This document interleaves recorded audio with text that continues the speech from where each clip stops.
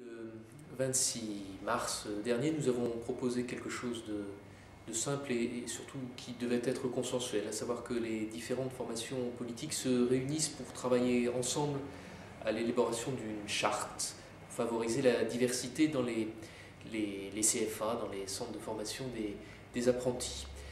Ce projet qui recevait l'aval d'un grand nombre d'élus de toutes tendances, c'est ce qu'on nous disait en tout cas dans les couloirs et dans les bureaux, en fait quand il est passé en séance, a été de manière totalement scandaleuse rejeté par les partis socialistes, par les représentants du Parti socialiste. Ils l'ont rejeté non pas sur le fond, parce qu'en fait ils n'ont pas voulu discuter du fond, ils l'ont rejeté par un aléa de procédure totalement fallacieux, pour faire en sorte qu'en fait cette question ne soit pas abordée au sein du conseil régional. Alors nous étions nombreux à trouver le procédé totalement scandaleux. Bien sûr, le nouveau centre dans sa totalité soutenait cette démarche, mais aussi l'UMP et aussi de nombreux élus verts et communistes qui se sont retrouvés avec nous sur ce projet de charte. Alors je dois avouer que nous avons tous été profondément choqués par cette attitude des élus socialistes qui n'ont pas voulu voir qu'il peut y avoir un problème et n'ont pas assumé leurs responsabilités en essayant de chercher collectivement les remèdes à ce problème. Je crois que par rapport à l'injustice que peuvent vivre de nombreux jeunes en région francilienne, du fait de leurs différences, cette irresponsabilité de quelques élus pose un vrai problème, non pas un problème politique, mais un problème moral.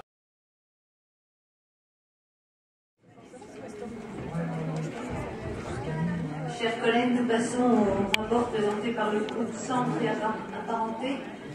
C'est Madame Legmara qui va nous présenter ce rapport, habilitation du président du conseil régional à élaborer et signer une charte régionale Île-de-France de la diversité dans l'apprentissage. Mes chers collègues, je savais que ça n'allait pas être facile, mais je ne savais pas que ça allait être aussi difficile. Ici, dans le CFA, on vous dit que la discrimination n'existe pas, mais c'est faux. Dans la vie de tous les jours, on subit des discriminations, mais je n'ai pas envie de parler de cette ambiance en France, car je suis français et je ne me sens pas différent. Le groupe Centre et Apparenté estime qu'il est urgent d'agir. Il est de notre responsabilité d'élus de continuer à combattre ce fléau qui touche notre jeunesse et de trouver des solutions novatrices afin d'endiguer ces discriminations de compétences et de talents. Parce que ces discriminations n'ont pas lieu à dessein la plupart du temps, nous reconnaissons l'utilité des actions de communication et de sensibilisation mises en place par la région en direction de celles et ceux qui sont en contact avec des publics discriminés. Nous pensons toutefois qu'il faut aller plus loin. C'est l'objet de notre rapport. Je souhaiterais soumettre à notre Assemblée la création d'un comité de rédaction en vue d'élaborer et de signer une charte régionale Île-de-France de la diversité dans l'apprentissage. Le comité de rédaction serait composé d'élus de différentes commissions, de représentants de CFA, d'entreprises, éventuellement d'apprentis. Cette démarche partenariale est indispensable pour répondre à la dimension systématique de la discrimination. Que la ville de Paris prévoyait de mettre en place une charte de la diversité pour promouvoir la diversité dans ses recrutements et assurer une égalité réelle dans les déroulements de carrière et prévenir et réprimer tout comportement. Je vous demande le temps d'un combat, d'oublier ce qui nous divise et de nous rassembler au nom des valeurs communes que nous partageons. C'est notre douleur. Je vous remercie. N'apporte rien aux politiques déjà conduites pour favoriser la diversité dans l'apprentissage. Le nouveau centre aujourd'hui remplace l'action par certes un constat qui devait être fait, qui a été bien fait, mais qui aujourd'hui ne relève que pour la proposition de bons sentiments.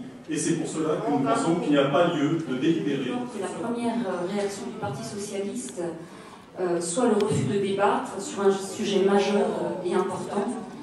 Et je trouve cette attitude méprisante à l'endroit des jeunes qui subissent des discriminations et qui attendent des élus une attitude responsable. Alors, je pense que c'est un sujet qui mérite Mais nous ne voyons pas le risque juridique encouru. Il n'y a pas de mesure proposée qu'on pourrait taxer de discrimination positive, concept d'ailleurs assez flou, qui en général est brandi ou agité généralement pour éviter le débat. Nous ne voterons pas la question préalable, car nous estimons que cette question importante des discriminations en matière d'apprentissage doit être débattue. Elle doit être débattue surtout par notre majorité. Merci. Ne paraît pas infondé.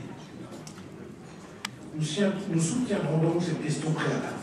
Toutefois, notre collègue président de la commission de la formation professionnelle a souhaité émettre en ce qui concerne un vote d'abstention. Ce sont probablement sur les conditions d'accès que des progrès doivent être réalisés. Si cette motion est approuvée pour les motifs invoqués, cela revient à dire que dorénavant, plus aucune niche présentée par l'opposition ne pourra être discutée. Très franchement, si tel est votre objectif, alors dites-le, mais dites-le clairement, et supprimez les niches.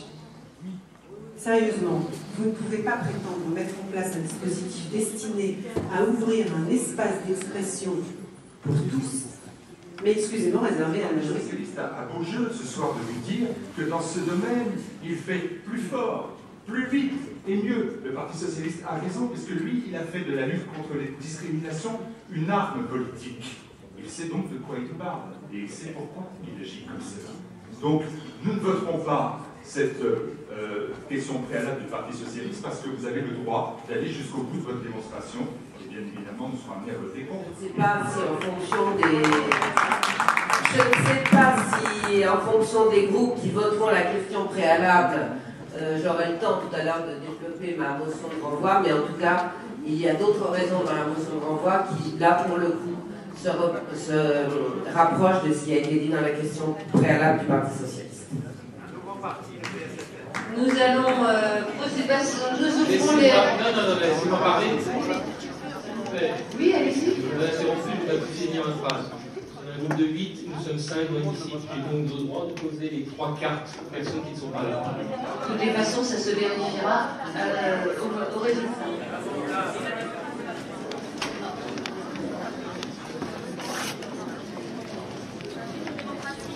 Madame la Présidente, le groupe démocrate et centriste présente un vœu qui va dans le...